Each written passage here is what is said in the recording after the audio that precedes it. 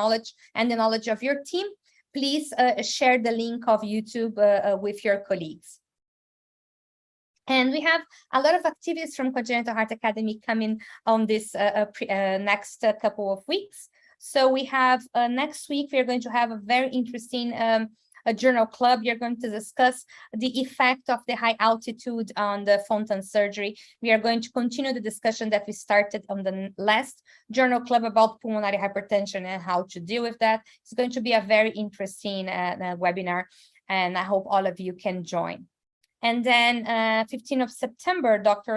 Anderson is going to continue his series, morphological series, a lot of nice things coming up. And so please join us for the series and watch what has been already done on YouTube. And on 30th of September, we have Dr. Mary Cohen with her ECO series. Is going to be very interesting. So she's going to share her knowledge about what the TEE echo can help us inside the OR. And we are waiting for the days for Dr. Silverman's a new series as well. We are going to start in September, hopefully. So join us for that as well. Well, Congenital Heart Academy supports some other initiatives. This is a very nice hands-on training from our colleagues from Sick Kids. If you're a surgeon, you want to get more knowledge and skills on a lot of different surgeries, please take a look on this activity. If you are a practitioner in our area of congenital cardiology, please take a look on this course. It's almost 1 year long course. Sorry, my slides are crazy today. And this is very interesting for nurse practitioners, for all the providers involved with congenital heart defects. It's very interesting. And now if you want to scan this QR code, this is for you to go to the website of the World Congress. That is going to be in August and September next year. So please subscribe for the newsletter. We are going to start to share a lot of information. We are 1 year to go to the World Conference, to the World Congress, and I'm sure this is going to be amazing.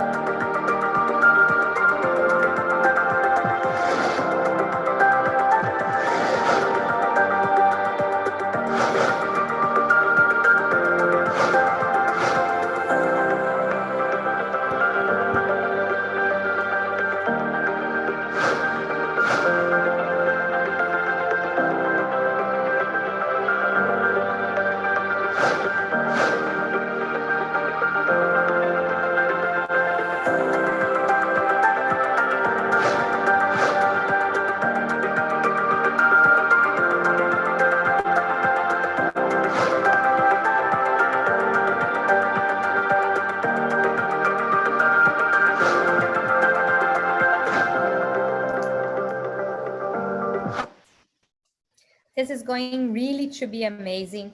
And there's one track only for fetal cardiology. So I hope to see you all in Washington next year. And now I want to introduce Dr. Rima Badr. She is the organizer of this series of fetal cardiology, and she's going to present our speakers and our panelists for today. Thank you, Rima, for doing that.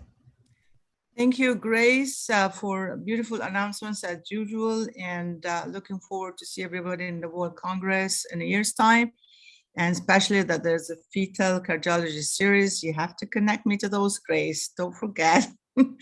I'd like to welcome, we're very, very honored to have Professor Kypris Nicolaides. I mean, yeah, I don't have to introduce the professor because he's been for years the founder and the president of the Fetal Medicine Foundation.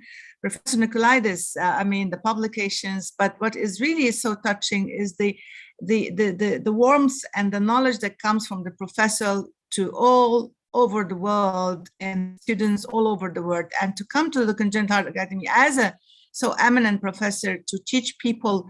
Our audience are mainly pediatric fetal cardiologists and maternal fetal medicines. We're so grateful.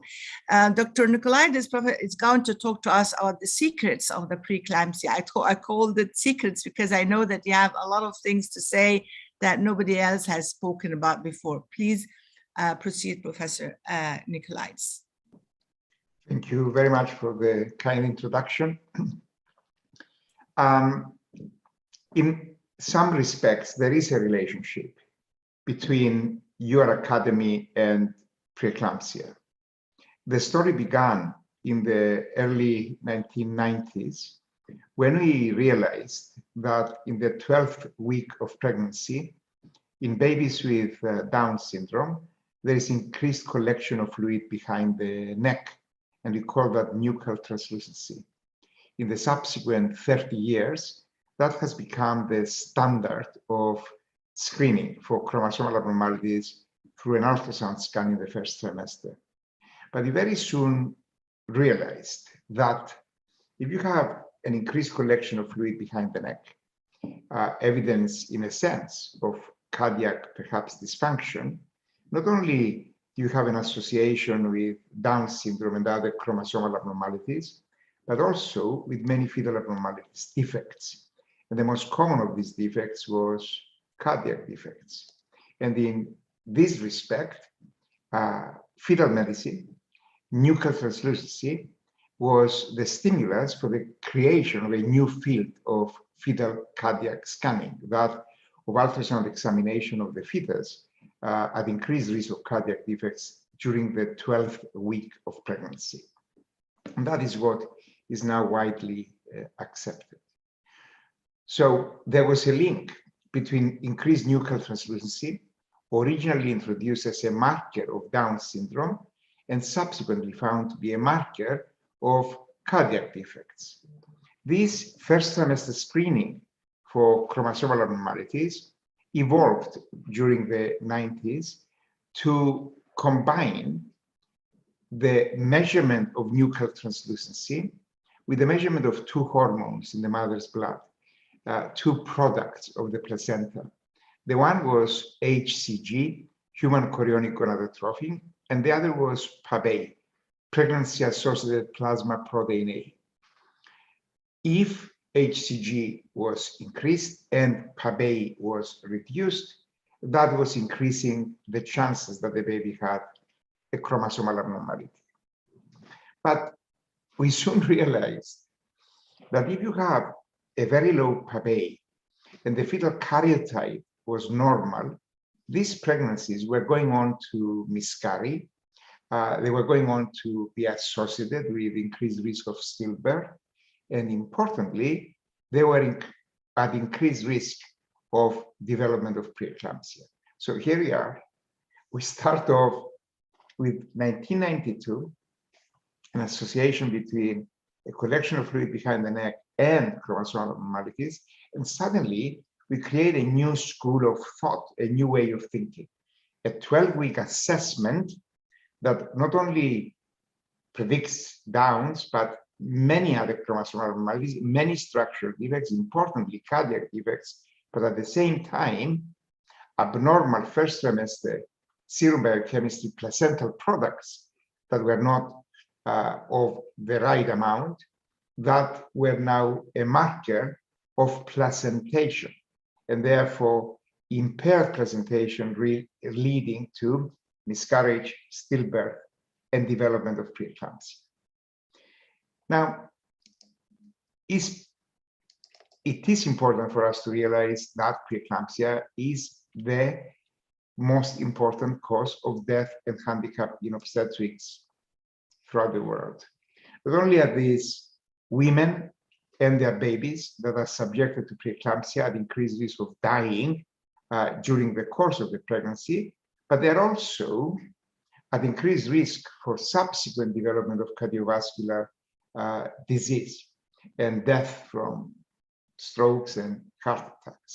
So what is it that connects the development of preeclampsia and the association with subsequent cardiovascular risk? And this is something that is of major interest for our research. And this is what Marietta, who is a pediatric cardiologist, is actually leading within our research group. It is important, preeclampsia, and as we published a couple of months ago in the New England Journal of Medicine, an important review article that covers many aspects of prediction, prevention of preeclampsia, the pathophysiology of the disease and the management. About 4% of pregnancies are affected. There is an association with more than 40,000 deaths of mothers every year and more than 500,000 deaths of fetuses and newborns. So the leading cause of death and handicap, therefore important. Now, we have been confused in obstetrics by the changing definitions of this condition. We grew up believing that preeclampsia is a combination of high blood pressure and proteinuria developing during the second half of pregnancy in women that did not have hypertension or proteinuria before. But more recently, people realized that if you have hypertension with absence of proteinuria, but with evidence of end organ dysfunction, damage, then that in itself is also preeclampsia. The traditional definition is hypertension plus proteinuria. The American College of Obstetricians and the International Society for the Study of Hypertension of Pregnancy replace the need for proteinuria with a series of signs and symptoms like headache that does not respond to medication, pulmonary edema, altered mental status, blindness, stroke, clonus, and low platelet count, high creatinine as evidence of renal dysfunction, and high liver enzymes as evidence of hepatic dysfunction. And more recently, the International Society has incorporated in its definition fetal death. So hypertension plus fetal death means preeclampsia. A small fetus as a result of placental insufficiency. And even a few months ago, they have also incorporated the presence of altered angiogenic factors. So hypertension with a placental growth factor below the 5th centile for gestational age, or a FLT1 above the 95th centile is also considered to be preeclampsia. As a consequence of this changing definition, the incidence of preeclampsia is increasing because many of the previously considered cases to have gestational hypertension have now moved over to be included in preeclampsia. So the rate of preeclampsia is now more like 6%. Now, which are the methods that we have for identifying women early on in pregnancy at risk of subsequent development of preeclampsia? Well, in England, we have the NICE guidelines. In the United States, the American College guidelines, but they are essentially the same. We see women in the beginning of their pregnancy and we ask them 10 questions. We don't even need to ask 10 questions if any answer to the first 5 questions is yes. And the questions are, did you suffer preeclampsia in your previous pregnancy? Do you suffer from renal disease? Do you have chronic hypertension? Do you have diabetes or autoimmune disease, SLE and antiphospholipid syndrome? If the answer to any one of these questions is yes, then you are automatically classified as being at high risk of developing preeclampsia. If the answer to all of those questions is no, then you ask a few more questions. If this is your first pregnancy, if you are older, 40 is the cutoff in England, 35 in the United States, If you are overweight, 35, body mass index in England, 30 in the United States. There's a long interval between this and your previous pregnancy. And if you have a family history of preeclampsia, your mother or your sister also developed preeclampsia. And in the United States, if you're Black or poor, often the two are coinciding with each other. So it's a very simple scheme. Doesn't cost any money. You just ask these questions. You can ask a secretary to ask these questions and classify people as being at high or no risk of preeclampsia. But how good is it? It's not good at all. It classifies 10% of the population as being at high risk, screen positive rate of 10%. And this 10% group contains only 40% of the women that will subsequently develop preeclampsia. So the approach fails to identify the majority of cases that will develop preeclampsia even before we start. We have spent about 30 years to produce one slide, this one slide. And in this slide, we combined information from the maternal risk factors, the maternal characteristics and previous medical history, together with uterine artery Doppler to assess the perfusion of the placenta from the mother to the placenta, the measurement of blood pressure, mean arterial pressure, and the measurement of placental growth factor. And we combine this information to provide a personalized risk, not positive, negative, but you have a risk of developing preeclampsia of 1 in 10 or 1 in 100 or 1 in 1,000.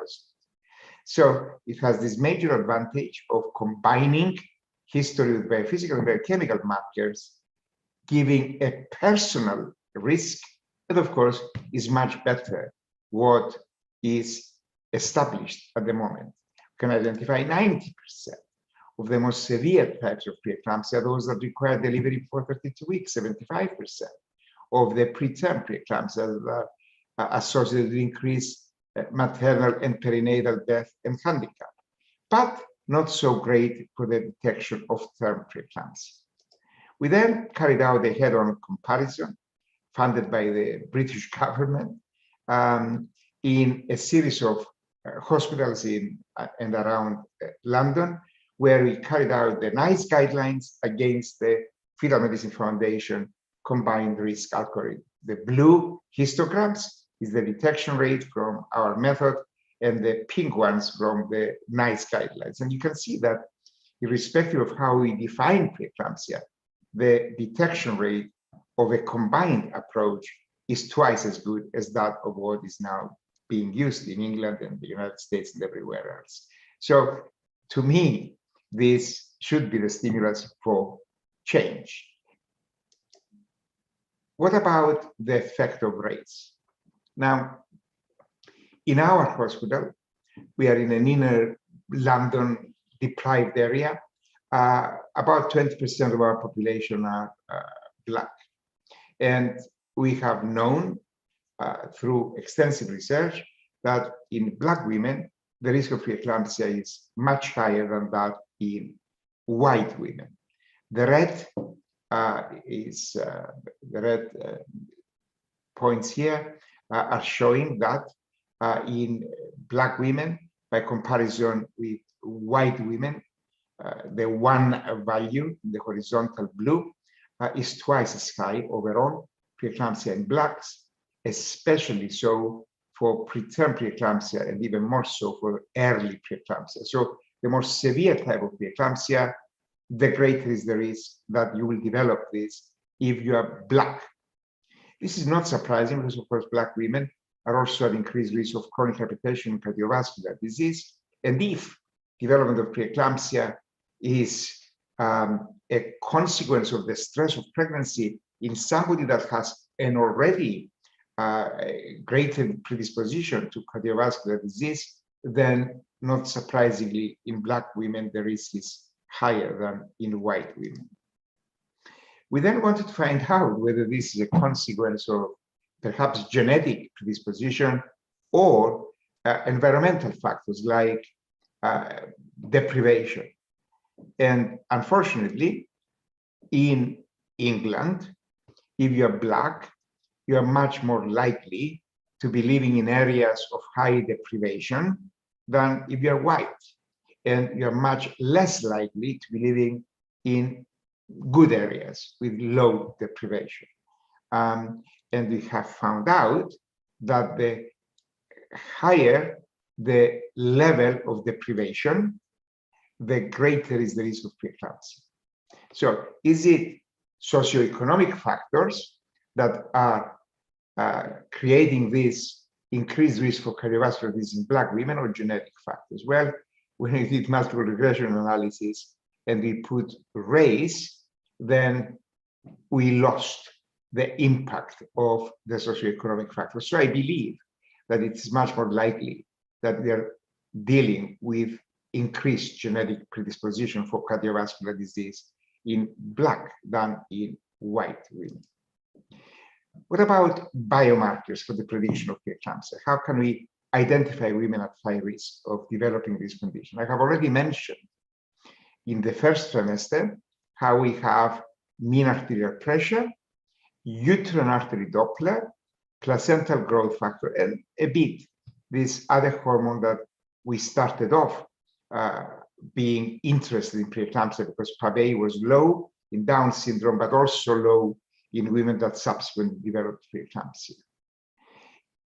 In the first, second, and third trimester, mean arterial pressure is useful, of course, because the mean arterial pressure goes up even before you develop all of the signs of the disease. Uterine artery Doppler that indicates uteroplacental insufficiency is primarily altered in women that develop preterm preeclampsia. It is not associated with term preeclampsia, so it's not a good useful marker for the end of the pregnancy. Impaired placentation, impaired placental function is always characterized by low PLGF. Low PLGF is useful throughout pregnancy. FLEET, the anti-angiogenic factor, goes up about 5 weeks before the clinical onset of the disease. So it's not a useful first trimester screening method, but it is useful for identifying imminent disease.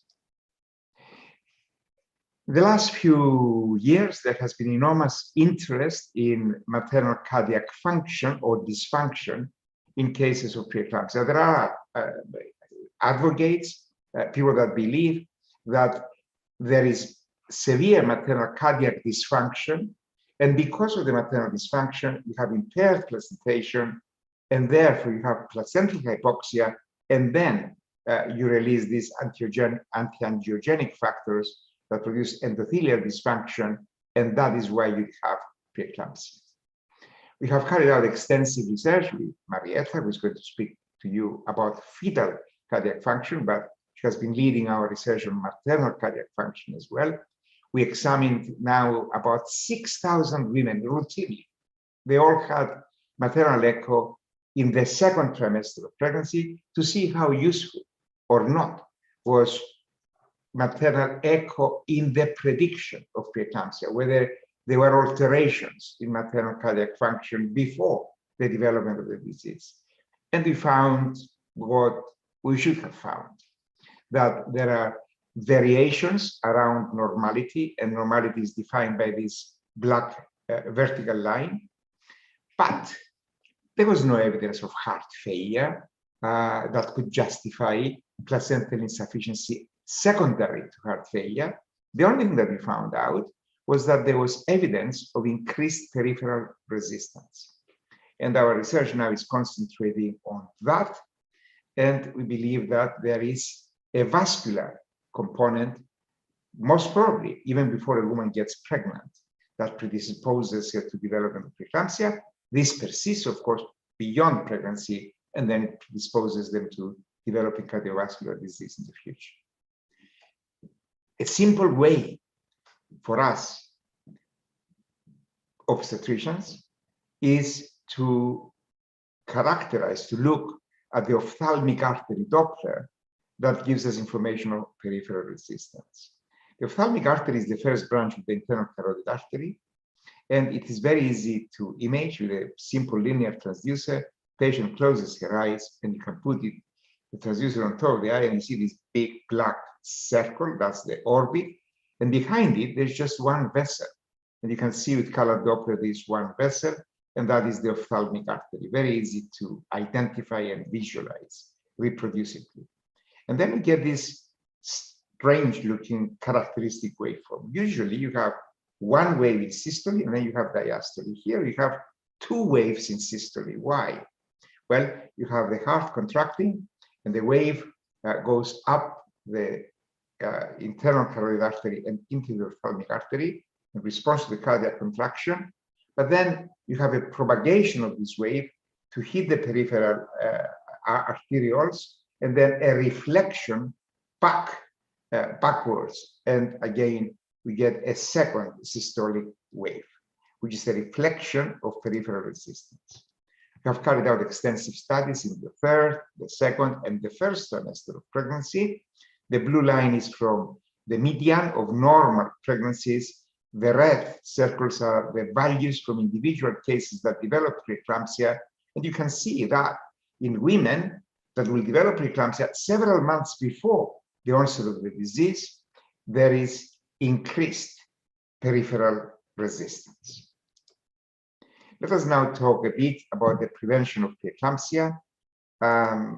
People have tried many things, torturing the patients on the way, putting them in bed indefinitely until they go mad, restricting their activity, restricting their salt, and giving them all sorts of strange things to take, magnesium and zinc and folic acid and vitamins and fish oil and all sorts of nasty tasting things.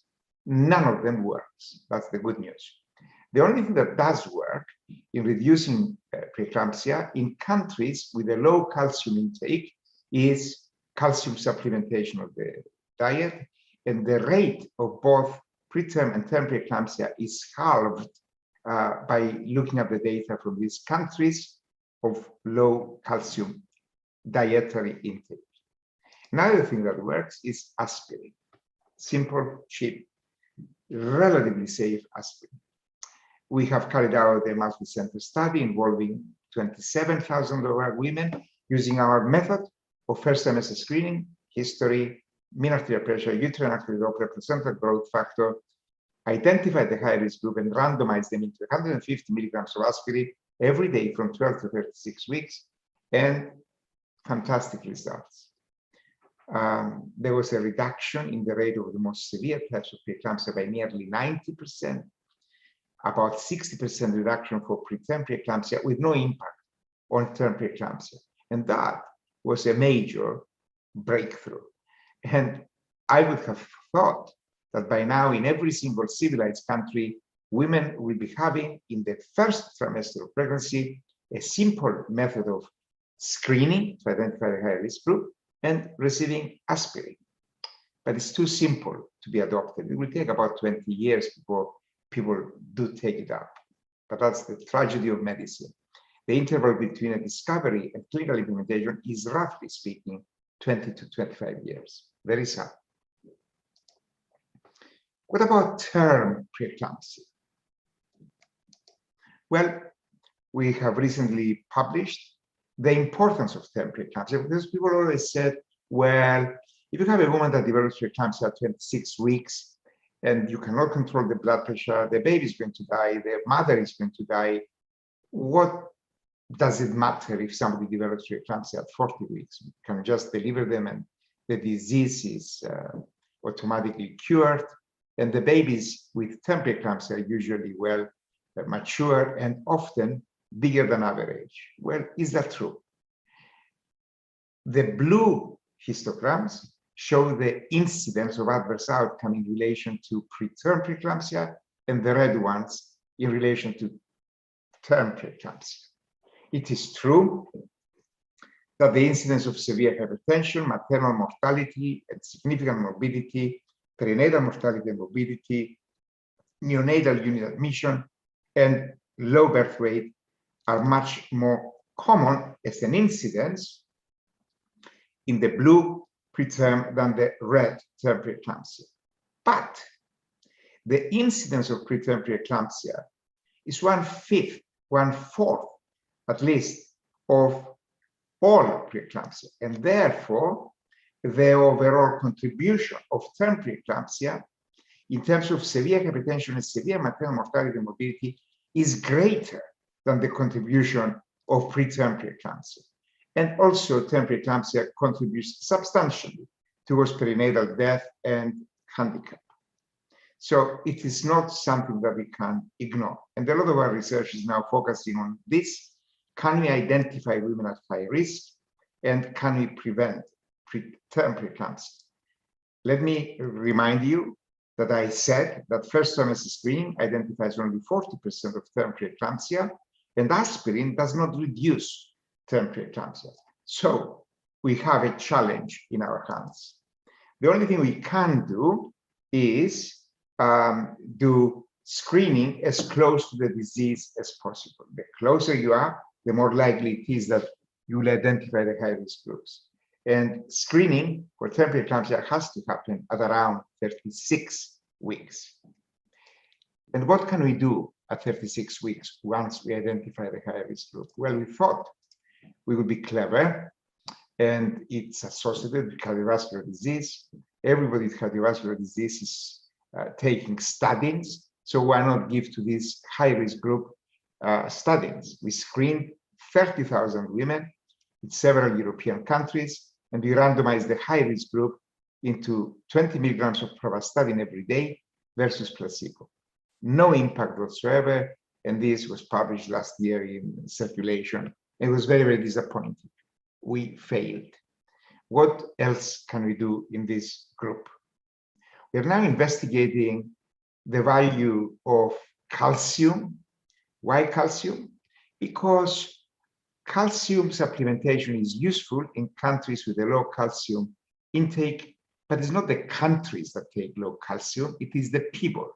And in many developed countries now, especially trendy has become not to take milk, but to take all sorts of strange milk and calcium substitutes, like potato created milk, which are deficient in calcium. So we want to investigate within developed countries the methodology of identifying the calcium deficient group that may benefit from calcium supplementation.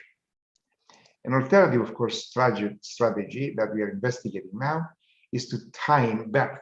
If you deliver somebody that is at very high risk of developing preeclampsia 2 days before they develop preeclampsia, then you prevented preeclampsia. So the strategy that we have developed is to assess women at 36 weeks, define their personal risk of developing preeclampsia, and the very high risk group with a risk of 1 in 2, we deliver at 37 weeks. They constitute only 1.5% of the population, so we are not going to have a big impact on other adverse outcome, like perhaps prematurity-related need for neonatal unit admission. And then, on the basis of the risk, we stratify the whole population into different categories that are then delivered at different intervals depending on this risk, 37, 38, 39, and 40 weeks.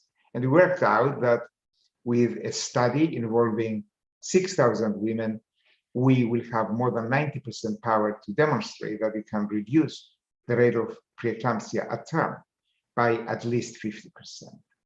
I hope that we will be able to present results from this ongoing trial in the next couple of years.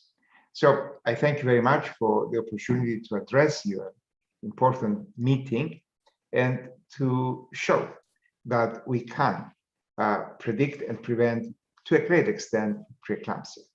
Thank you very much. Thank you very much, Professor Nicolaides. And we have time for few questions. At the end, we're going to have more time for questions. I open the floor. Dr. Silverman, do you have any questions for Prof. Nicolaides? I really don't. I think it was a very eloquent and beautiful lecture and very illuminating for a pediatric and fetal echocardiographer.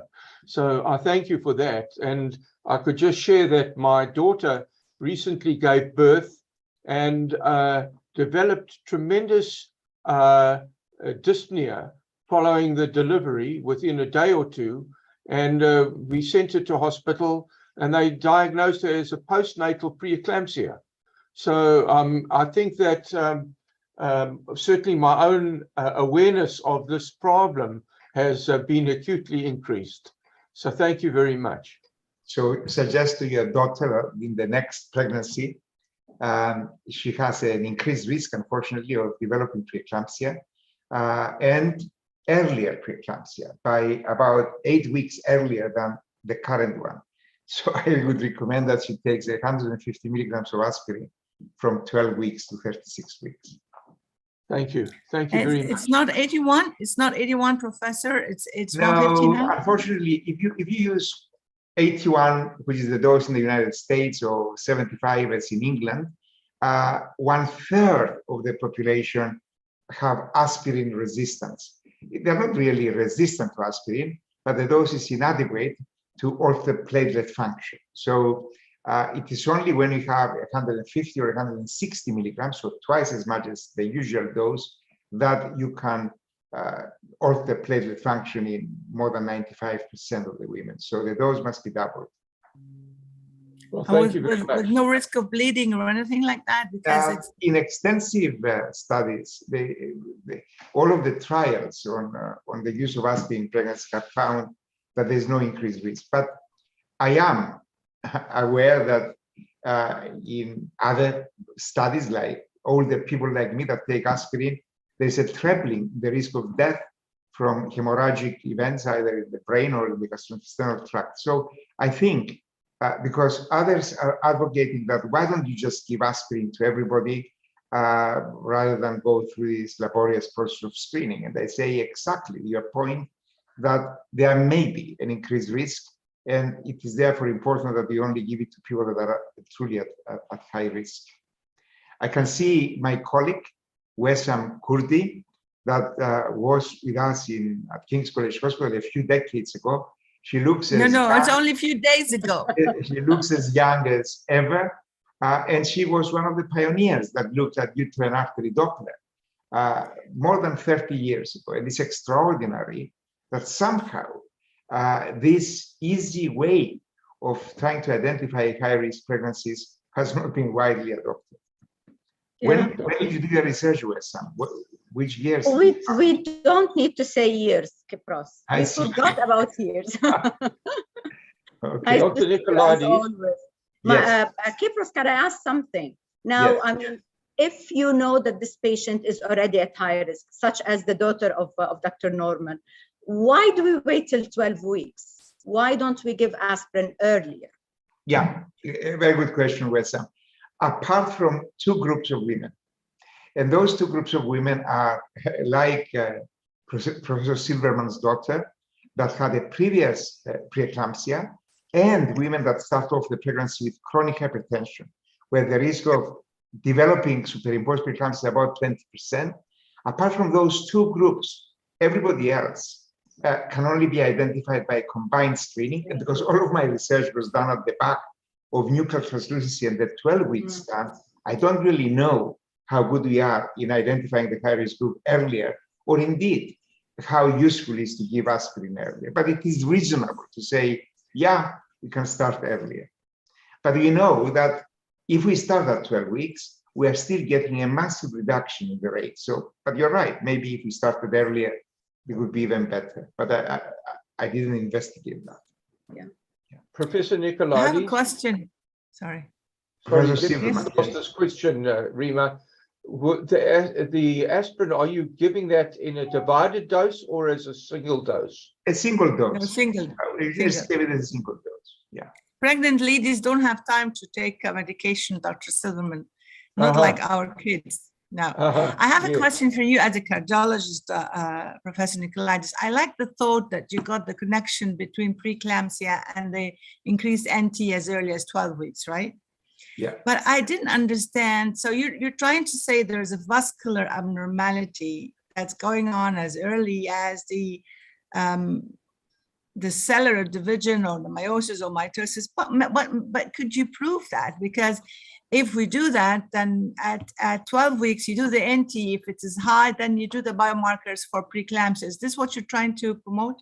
What we believe is that women that develop preeclampsia have a predisposition to cardiovascular disease. Marietta is now carrying out major studies in Greece in IVF units, because that's the only way we can capture women before they get pregnant. So we are assessing cardiovascular function in women before they have IVF, and they're going to follow them up to see whether this hypothesis is correct. But there is definitely a very well-known association between development of preeclampsia and long-term cardiovascular risk. And that is also something for your daughter to be aware of, Professor Silverman. The same with diabetes, right? Gestational diabetes. Exactly the same.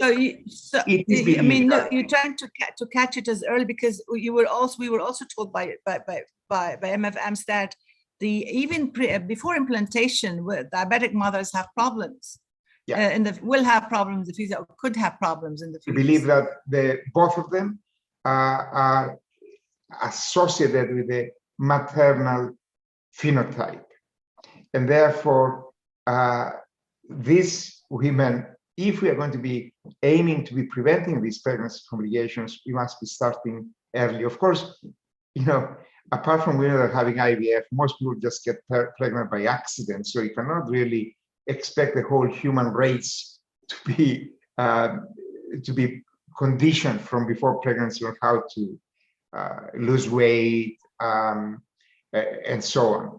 But postnatally, it is important for people to know that they have increased cardiovascular risk. And this is, if you invite Marietta next year for your important academy, then she will be talking to you about maternal cardiac function, also postnatally, and how do we predict who has increased cardiovascular risk.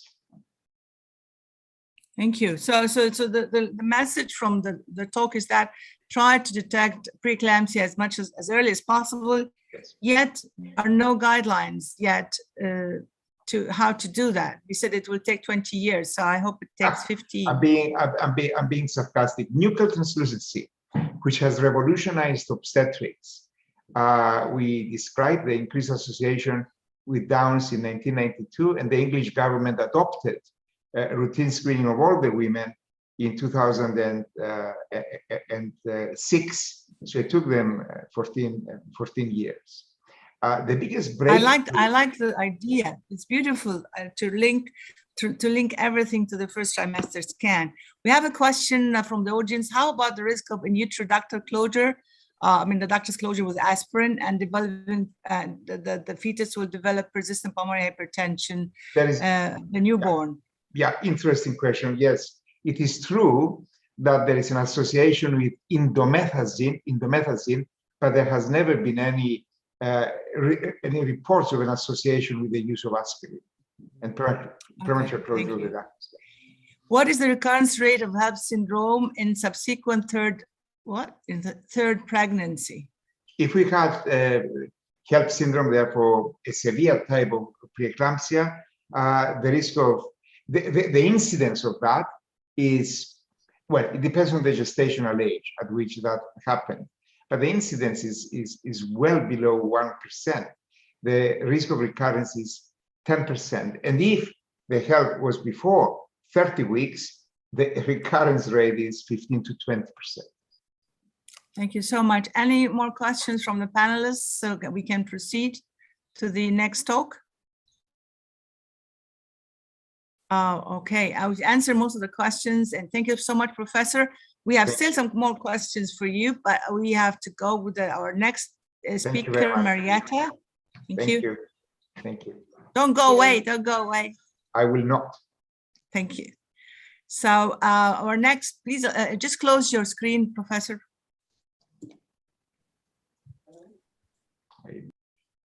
Marietta, are you there?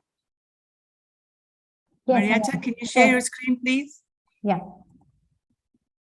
So Marietta she's a senior lecturer at Evelina General Hospitals and works also with the Fetal Medicine Foundation. She's done extensive research on fetal cardiac function and maternal cardiac disease. She's going to talk to us about fetal cardiac function, an update on that. And as you noticed in our series, this is maybe the third time we bring up fetal cardiac function in the talks, but today is going to be a little bit different because this is in the concept of pregnant ladies that are really surveyed and looked after at the Fetal Med Foundation from their own protocols. Please proceed, Marietta, and thank you for accepting our invitation. Thank you so much for the invitation. It's a great pleasure to participate in this webinar. And as Professor Nikolaidis has mentioned, we are moving now from the mother to the fetus, and it's a great opportunity for me to give you an overview of actually the work that we have been doing for the last 5 or 6 years in Professor Nikolaidis' unit. So my aim actually is to give you, first of all, some practical tips on how we can assess the fetal cardiac function when we perform the routine scan, but also will give you an overview of the different modalities which are available, which can be used in fetal life, and actually give us information about subclinical, systolic, and diastolic functional changes. We will discuss about the advantages and limitations of the techniques, and I will show you some cases where actually fetal cardiac functional assessment can be very useful. Now, when we perform the fetal scan, our attention is mostly to obtain the 5 transverse views to assess the abdominal situs, the 4 transverse view, the left and right ventricular outflow tract, and the 3 vessel trachea view. And we do that because our main concern is actually to check the connections of the heart and make sure that the structure of the heart is normal. But we need to remember that structure and function goes together. And if we want to have a complete assessment of the fetal heart, we need to be able to assess both in great detail. Now, the best or the easy projection actually to subjectively assess the fetal cardiac function is in the 4-chamber view. Now, this is a scan at 20 weeks. So what we need to do, and when we're doing our subjective assessment, is actually assess, first of all, the size of the heart. We need to make sure that the heart is occupying less than 1/3 of the fetal thorax. And then we assess how vigorous and dynamic is the contractility on the right and the left side of the heart. If we put color, we need to pay attention to make sure that we have unobstructed flow into the ventricles and also unobstructed outflow from the ventricles. Please pay attention to the atrioventricular valves for any valve regurgitation. If you have a mild degree of tricuspid valve regurgitation, can be a normal finding in the 1st or the 2nd trimester, but if we have moderate degree or any degree of regurgitation in the mitral valve, is not considered to be a normal finding. Of course, there is a spectrum of abnormalities in the cardiac function. Here you can see a scan, and actually by looking at this heart, you don't need any particular measures in order to say that actually this fetus is in trouble with significant cardiac dysfunction. So this is a hydropic baby, there is pericardial effusion, the heart is enlarged, and if you put color there, you will also see that there is significant AV valve regurgitation. This is again another case where you can be confident without doing any measurements that actually the heart is rocking, is not contracting, the heart is very dilated, there is significant AV valve regurgitation. And here you can see on the right-hand side that if you put your cursor and the Doppler, the tricuspid valve, you will see this holosystolic wave, which is always abnormal. But before getting to these extreme cases of severe cardiac abnormality, actually, there is a whole range of cardiac functional dysfunction, actually, that you can assess. And these early subclinical cardiac changes, you cannot pick them up by just eyeballing or subjectively. So you need to do some modalities to help you assess in detail fetal cardiac function. Now, for the ones who are cardiologists, actually, it's quite easy. You remember from the postnatal life, the mode, the fractional shortening, when we want to assess the left ventricular and right ventricular systolic function. So what we do in fetal life, we use the mode. We need to be in an orthogonal plane to the ventricular septum. We need to have a nice septal view. And what we do is calculate the end-diastolic dimensions and end-systolic dimensions. And by using this formula that you see here, we can calculate the fractional shortening. We can do the measurements on the left and the right ventricle, and the normal values range between 28 to 40%. And actually, this is constant across gestation. In order to have accurate measurements, we need to make sure that actually we are perpendicular to the ventricular septum. So we need to have the proper fetal line. We need to have the nice septal views. In some platforms, ultrasound machines, we can use the anatomic M mode and change the angulation of the M line, but this is not available in all the fetal ultrasound machines. Another way that we can use the fetal left ventricular systolic function is by planimeter the left ventricle. So what we do is actually we calculate the volumes in N diastole. We split the left ventricle into multiple discs, and by doing the measurements in N diastole and N systole, we can calculate the ejection fraction.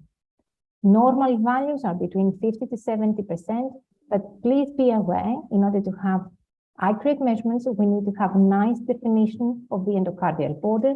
And again, this method actually relies on geometric assumptions about the shape of the ventricle. So it's not one of the methodologies that we can use in order to assess the function in the right ventricle. Now, moving on from the fraction shortening and ejection fraction, the Doppler techniques actually are quite useful because give us information about systolic and diastolic function. And when we assess fetal cardiac function, actually myocardial performance index has gained quite a lot of popularity. So this index actually gives us information about the timing interval, the isovolemic contraction, relaxation time. You can see the formula there. It can be measured by the pulse Doppler or tissue Doppler that I will show you later on. If you use the pulse Doppler, just make sure that actually you put the cursor in between the inflow and the outflow so that you can have the mitral valve inflow and outflow into the same trace. Now, this measurement is an index of global myocardial function, can be applied in the left and the right ventricle, and actually it is independent of the cardiac morphology. Now, for diastolic function, the most dominant index that we're using is actually the pulse Doppler. Now, when we Doppler the atrioventricular valves, you're familiar with the biphasic flow, the ENA wave that we see from the Doppler from the mitral valve. Now, in contrast to what we see in the postnatal life, the early diastolic wave, the E is reduced compared to the A1, but actually this changes and increases as the gestation increases, and the E to A ratio actually increases in pregnancy. Now, we have a very diastolic dysfunction when we have the monophasic inflow or shortened inflow times. Of course, we need to be aware of changes in the heart rate. And this index, the ENA wave, and actually the morphology of the mitral valve inflow has been used extensively in order to assess diastolic function in fetal life. In fetal life, we can also use the hepatic vein and the ductus venosus flow to give us an indication about ventricular relaxation. Here you see the normal ductus venosus flow on the left-hand side. So it is phasic, antegrade flow towards the heart. You can identify the systolic and diastolic and the atrial contraction time, but actually everything is towards the heart. Now, on the right-hand side, actually this is an abnormal ductus venosus flow pattern. You see phasic periods of absent forward flow. There is reversal flow in atrial systole, and this is indicative of impaired relaxation. Similar also findings can be found in cases where there is volume loading. And we have more advanced techniques that actually we can use when we do fetal cardiac assessment. Here you can see the tissue Doppler imaging, and actually we have two modalities, the pulse tissue Doppler that you can identify on the left-hand side. And what we do is actually we measure the peak myocardial velocities. We get an estimation of the longitudinal function of the myocardium, but also we can use the color-encoded tissue Doppler, which gives you information about mean myocardial velocity. Now, we cannot use the numbers and change them between the two because, as I mentioned, the one gives you the peak velocities of the myocardium and the other one gives you the mean velocities. We need to be aware that we need to be consistent in the acquisition of the images. We need to have high sampling rates. We can use information from the pulse tissue Doppler to assess the timing intervals and calculate the myocardial performance index, as we have done with the pulse Doppler. This technique is angle dependent, so we need to be very careful that we are consistent and we have the appropriate projections when we are performing our measurements. And then in the last few years has gained quite a lot of popularity, the use of spectral tracking in fetal cardiac imaging. It gives us early myocardial changes. We can assess the deformation of the myocardium. Beforehand, in postnatal life, we thought that this technique is completely angle independent. Studies that we have performed in our department actually demonstrated that we need to be consistent in acquisition. So we can get different values if the heart is looking apex up, or if we have the septal views. And then we need to make sure that actually we have quite good resolution. So the frame rates are important. We need to have approximately 100 frames per rate in order to have good resolution to perform the measurements. Now, from this technique, we can get the global and the segmental longitudinal strain. You can see on the right-hand side the different curves that actually give you the deformation, negative values always, for the different segments. So you can report either the global one or the segmental one. You can also do measurements of the strain rate, but this is far more challenging to be completely confident about the value of it in fetal life with the really high heart rates that the fetuses have. Finally, we can have the 3D echocardiography, which actually we can use the stick imaging or the 3D echocardiography in real time, and we can have a good estimation of the volumes of the right or the left side of the heart, calculate the ejection fraction, and also estimate the cardiac output. Now, let's discuss now in which clinical cases fetal cardiac function assessment can be useful. We have a great variety of non-cardiac cases, and in these, actually, we can have a series of fetal conditions, for example, in high afterload cases in TTTS, when we have the phlegmatic hernia, CPAP, tumors, or in the high output cases.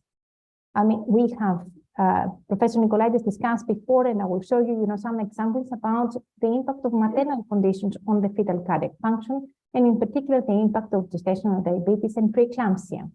And then we have the cardiac abnormalities, so structural problems in the heart that may affect cardiac function. And this relates more commonly to the outflow obstruction or in cases of Epstein's anomaly, and more rarely the myocardial problems in cases of cardiomyopathy.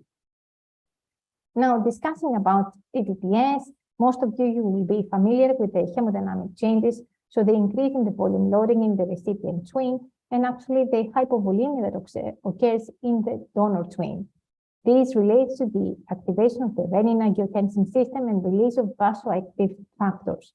A number of research groups actually demonstrated that if we do detailed assessment of the recipient twin fetal cardiac function, we can demonstrate, first of all, biventricular hypertrophy as a result of the increase in afterload, and then we can see changes in relaxation. And this is expressed in monophasic inflows, reduction in the tissue Dopplers, an increase in myocardial performance index or reduced global cardiac function. Now, by doing spectral tracking, actually was demonstrated that we can have a reduction in the systolic strains in both the right and in the left ventricle. It is interesting that by measuring and doing formal assessment of the cardiac function, we can also assess the response to the treatment. So here you can see that after laser therapy, there is improvement in the cardiac function in the recipient twin. This is a study published in 2018 in the White Journal that actually demonstrated that after laser, the recipient twin, there is a reduction in myocardial performance index, so improvement in the cardiac function. Some changes have been noted in the donor twin with increasing the left ventricular filling pressure and increasing cardiac output, but these changes, they seem to normalize 4 weeks after the laser therapy. Now, in cases, as we discussed before, where there is the phlegmatic hernia or CPAP, the main feature that we see is cardiac compression. We need to be careful that change in the cardiac dimensions is not always associated with cardiac dysfunction. So we need to be careful about that. In cases where we have acute infection, we need to assess the same way as in postnatal life for evidence of myocardial insult or evidence of myocarditis. Now, in the cases of the phlegmatic hernia, some studies demonstrated that actually cardiac function and time intervals may predict neonatal mortality and the need for ECMO treatment. However, the cardiac indices at the moment are not used clinically for risk stratification. it is very interesting that by using different modalities, we can get alternative information about the cardiac function. So it's very nice to try to actually compose and put all this information together. And they try to do that by actually creating the so-called cardiovascular profile score. We have different scores available. This is more widely used, that actually gives you scoring 0 to 2 points for one of the 5 categories. So if you have high drops, the heart size, cardiac function, arterial, umbilical Doppler, and venous Doppler. Now, the highest score is 10. So the lower the score, the worse the cardiac function. But please be aware that, as with everything in life, and this cardiac score has limitations. So, for example, in case of arrhythmia or abnormal rhythm, actually assessment of the arterial, umbilical Doppler or venous Doppler may not be that accurate. Now, another interesting group where actually we have performed, and many other groups have performed detailed fetal cardiac function assessment, is in growth-restricted fetuses. The heart has key role in the adaptive mechanism due to the placental insufficiency, and Fatima Crespi's group in Spain has started even a decade ago just studying these fetuses in detail. So they demonstrated that actually the morphology of the heart changes. They have globular hearts, and there is evidence of impaired relaxation. And this is demonstrated both in tissue Doppler, where there is reduction in the peak velocities, but also abnormal ductus venosus flow and increased global reduction in global myocardial function, as demonstrated by myocardial performance index.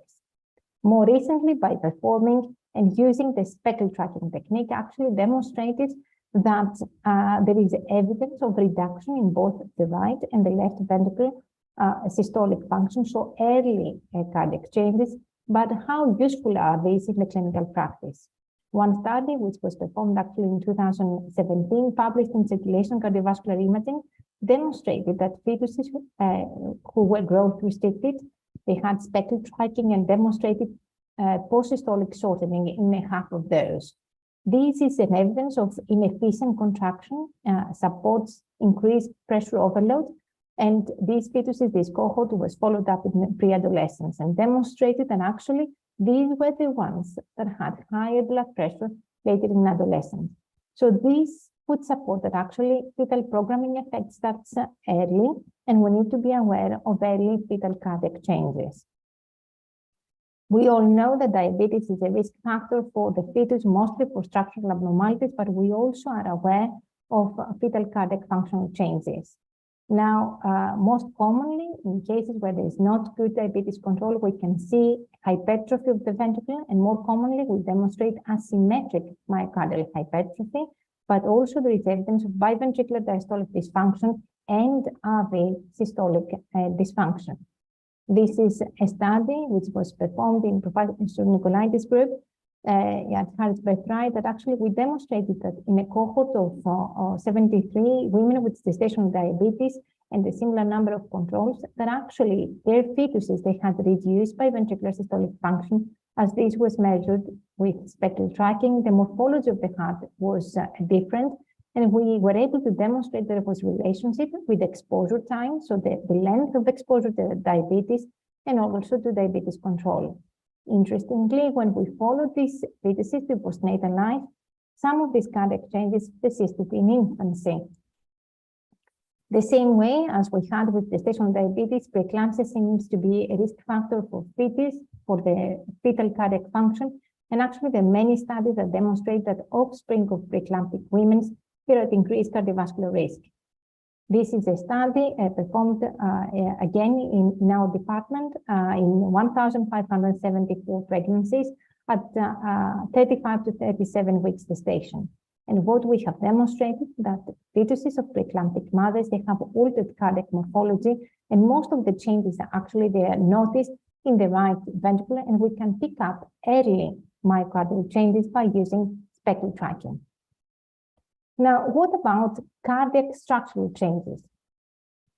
We know that afterload is very bad for the fetal heart, and this is the case of a critical aortic stenosis. So this heart is later in gestation, but actually we know that maybe sometimes early in gestation or 20 weeks, we may only see subtle abnormalities. We can see a little bit of hypertrophy. And then, if we follow up these fetuses, we can see progressive LV systolic and diastolic dysfunction.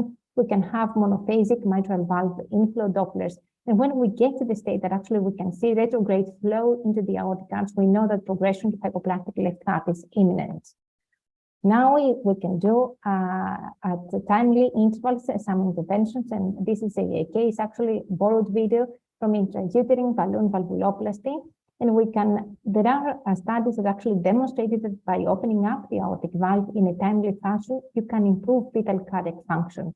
And changes have been noted in ejection fraction, but also in diastolic indices and spectral tracking. So far, the series that we have for fetal cardiac intervention, they're not so large. So actually, we don't have evidence that the intervention or the improvement in the cardiac function can definitely improve the biventricular outcome for these cases. Now, another issue that we have is the detection of cardiomyopathies. Detection of cardiomyopathy is cardiomyopathy is rare as a pathology in fetal life. This was a case pulled out, from the database in our department that actually demonstrated there was a suspicion of the cardiac problems at 22 weeks. By looking at this heart, we could not identify any structural problems. When we did our Doppler, the mitral valve inflow was monophasic, and looking at the ductus venosus flow, there was flow reversal in the ductus venosus. So these two markers actually were supportive of myocardial dysfunction, and we had enough suspicion that we wanted to follow up these fetus later on in pregnancy. Here you can see the appearances later on in gestation. You can see that the heart is enlarged. There is reduced contractility on both the right and the left side. And this can be seen also by eyeballing, but also confirmed by mode analysis. And the diagnosis of cardiomyopathy was made. Now, as we discussed, diagnosis of cardiomyopathy is exceptionally rare in fetal life. So we need to be alert and look for any structural problems before we make this diagnosis. This, again, is a historic video, as you can see it, from our department. This was a case later on in gestation. We were concerned about the right ventricular function. You can see hypertrophy. The function on the right side is not normal. You can see better contractility on the left side on the top. Now, no structural problems could be identified in fetal life. When we have assessed this fetus in postnatal life, we could confirm that there was coarctation of the abdominal aorta, which could not be picked up in fetal life. So please be aware that actually cases that are showing as ventricular dysfunction, we always need to exclude the presence of any structural defects before we put the diagnosis of cardiomyopathy. This is another case which we consider as a small trap. Here again, later on in gestation, you see the four-chamber view, good contractility on the left side of the heart, the right side is dilated, reduced contractility. We put the Doppler there, you see moderate degree of tricuspid valve vegetation.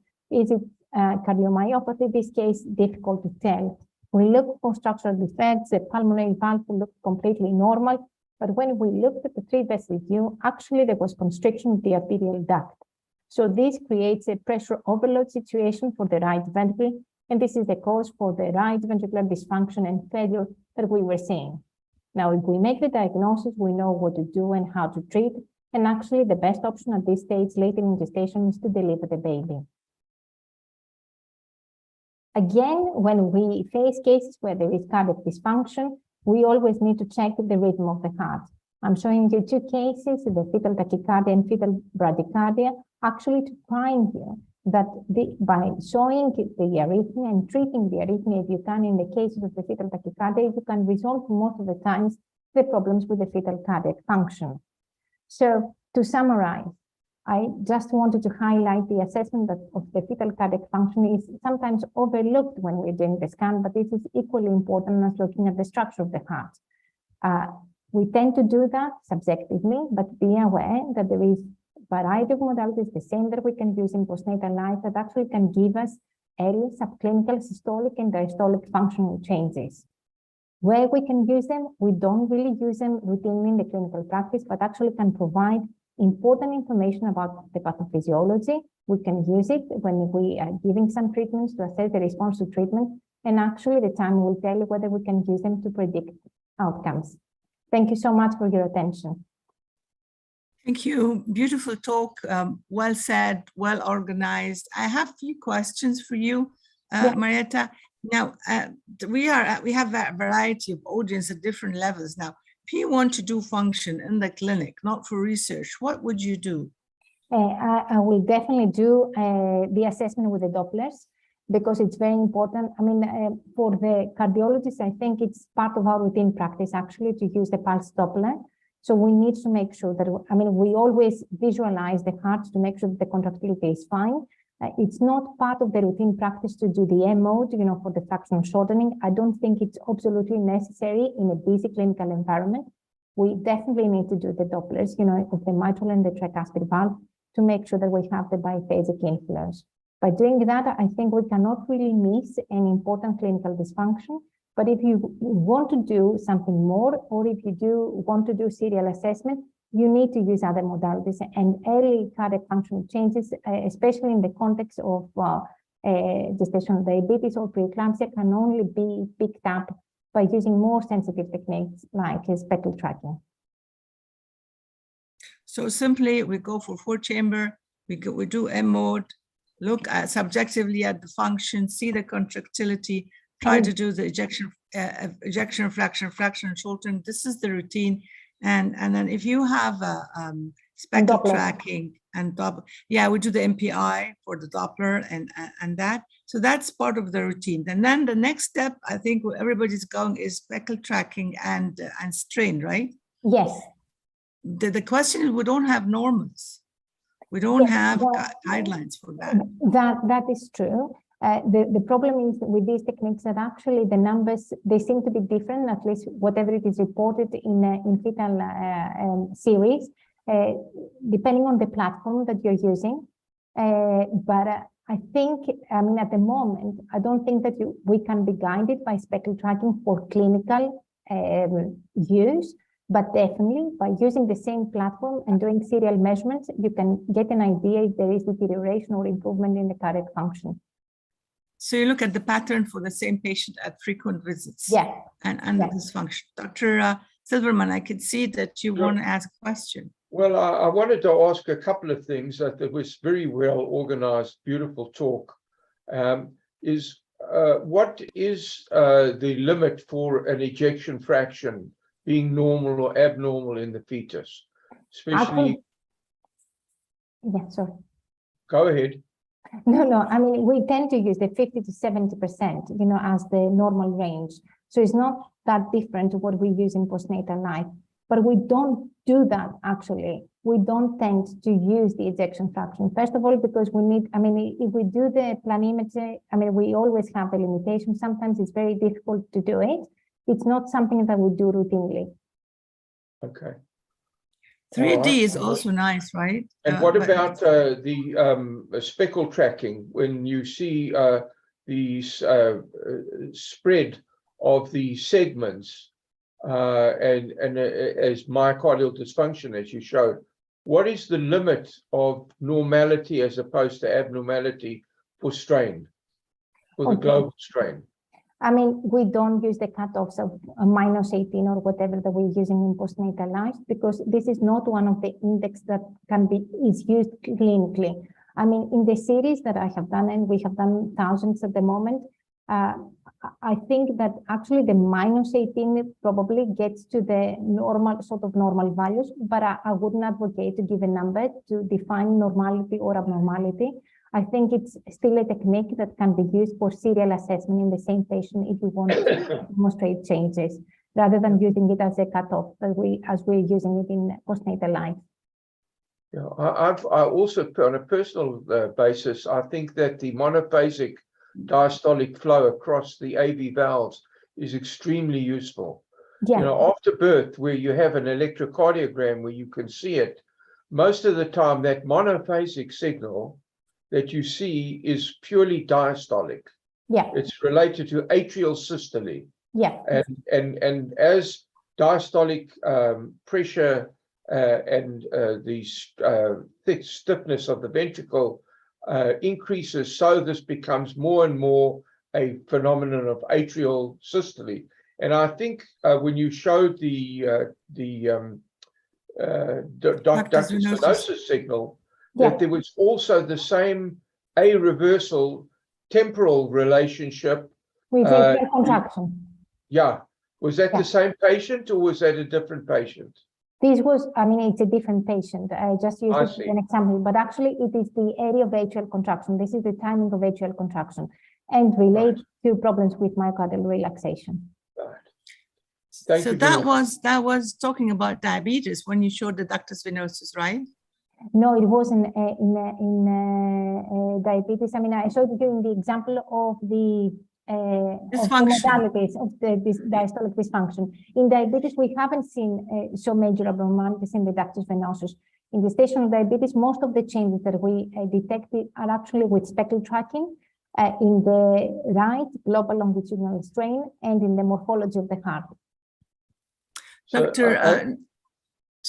Yeah. I have another question about strain. I mean, strain requires special characteristics, and I mean, I realize that you're using a specific commercial relationship, but are all the modern ultrasound images capable of providing the same speckle tracking characteristics?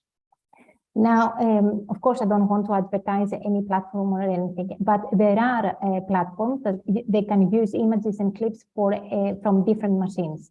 And this is widely available. I mean, it's not available in every fetal medicine unit, but of course it is available in most cardiac units, I would think.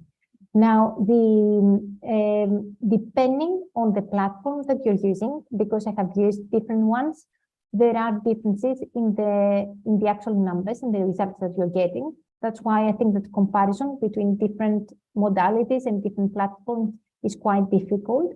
But it's better, you know, just to use the same method and the same platform in a way of analysis when you're doing a cohort study rather than changing that. Well, thank you very much. It was very well appreciated, your data. Thank you so much. I learned a lot. I have a few questions for you, Marita, and then we'll open the floor for the discussion. Now, how did you detect, I like this very much, early cardiomyopathy? What was the red herring in that case? Sorry, the thing is that we realize, I mean, first of all, in that particular case, I mean, sometimes when you do the scan, you have the feeling that something that you don't like, you know, you see, you cannot find any problem, but then you don't like it. But in this particular case, it was useful that actually the Dopplers were abnormal. We had the monophasic inflow in the mitral valve. And then by looking at the ductus venosus, we had the reversibility during the atrial contraction. So it tells you that there is a functional problem. You cannot tell at that stage to the mother that actually you're worried about cardiomyopathy. There's no family history or anything else, but you're concerned. You have to mention that actually the function of the heart does not look completely normal in all the objective measurements. It doesn't seem at particular stage that the fetus is at risk, but we need to keep an eye and follow up. And this is what we did in this particular case. And then, I mean, unfortunately, there's nothing that you can do to reverse the situation, but monitoring in this particular case, at least you can prepare the family of what to expect and definitely for what is going to happen after birth. Some would give digoxin in utero for dilated cardiomyopathy. There's no evidence, but Dr. Huta in Florida, he uses digoxin and he uses the cardiovascular profile score trying to improve it. He gives moderate doses and just buying some time. Professor Nicolaides, can I ask you a question if you're still there? Yeah. Now, the Doppler, the beauty of the Doppler. Now, you mentioned beautiful things about the Doppler. And now, back again to the early detection of preeclampsia. You've used the retinal artery and trying to see the 2 kicks at systole, right? And as early as, so how early is early in that case? All of our studies are concentrating around the 3 gestational windows at which you do a routine ultrasound scan: 11 to 13 weeks, 19 to 23 weeks, and 35 to 37 weeks. So in our studies on 4,500 patients, that we routinely examined at 12 weeks, the ophthalmic artery, this second wave, systolic wave divided by the first, was increased in the women that subsequently developed preeclampsia. Their blood pressure was normal, all parameters were normal. So we just got them and followed them, and later on they got preeclampsia. How early they got it? In mid or late?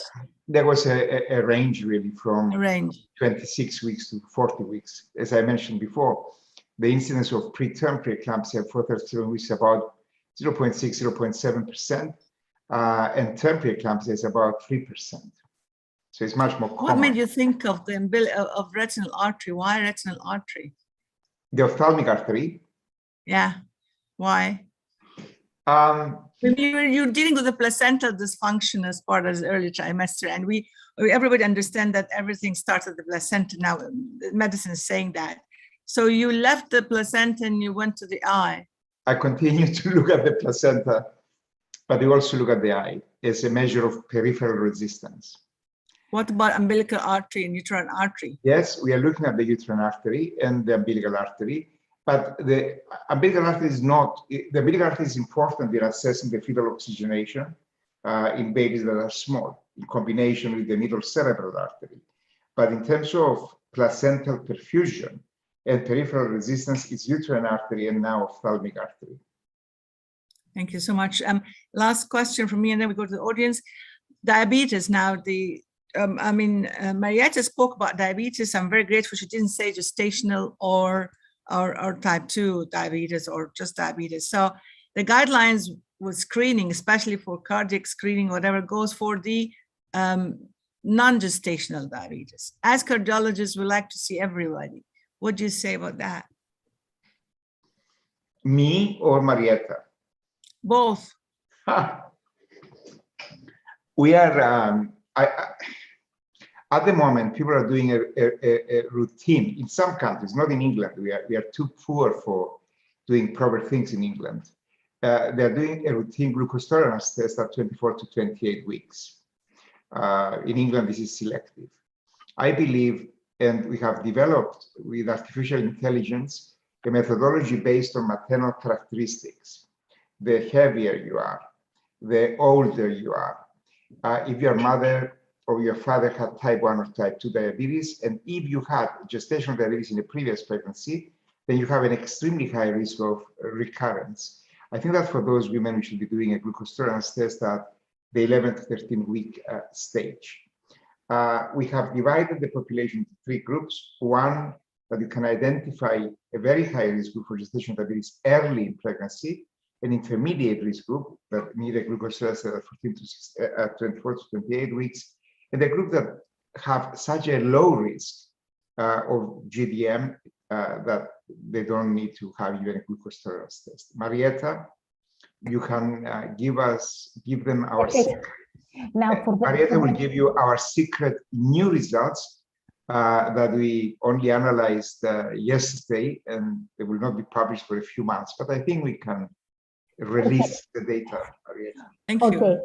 Now, on the basis of the structural defects, usually we tend to see them from the clinical perspective, the diabetic patients, because we want to exclude the presence of structural defects. Now, discussing about the results that Prof is mentioning is actually in a study that we did at 20 weeks before the development of gestational diabetes. We have noticed that actually the fetal heart is completely intact. There's no problem, there's no difference in the cardiac function. So everything seems to develop after the development of gestational diabetes. Now, we didn't have enough cases of type 1 or type 2, just to tell you, at the beginning whether we can pick up differences. The pattern at the end of gestation is the same, irrespective of what type of diabetes you have. But earlier in gestation, we looked only at cases of gestational diabetes, and we have seen that before you develop gestational diabetes, the fetuses, they don't seem to have any problems with regards to cardiac function. And so gestational diabetes was not a risk, a risk factor for hypertrophy, let's say, basically hypertrophy or asymmetry or anything like that? It is when this is developed, but before development, the women that we have seen at 20 weeks, none of them, they had gestational diabetes, but we follow them up to the point where actually they did develop. And we have seen the fetuses before the development of gestational diabetes and after the development. So before the development of gestational diabetes, we don't see any problems with the fetal heart. So cardiac function seems to be completely normal as with other non-DTM cases. But when they develop gestational diabetes, yes, they are at risk of hypertrophy. Yes, there are problems with myocardial relaxation as it has been reported. So glycemia, hyperinsulinemia, in the fetus, it seems to be a stimulus, an adverse risk factor for cardiac functional changes. So just Dr. Nicolaides and Marietta both agreed that gestational diabetics should have a fetal echo, right? Or, yeah. Yes. So this is outside the guidelines because we talk a lot here about that. And the second question, the relationship between hemoglobin A1C and the cardiac findings. Is there a direct relationship between the two? Now, there is an issue with the HbA1c, and probably Professor Nicolaides can discuss about that. It doesn't seem that actually gives you all the information that you need as in postnatal life during pregnancy. So, we don't have a direct relationship, and I think that the measurements are not performed at the same time as whenever we're doing the scan. It gives you the chronic exposure to glycemia, but probably it's not exactly the same thing as whatever we are using in postnatal life.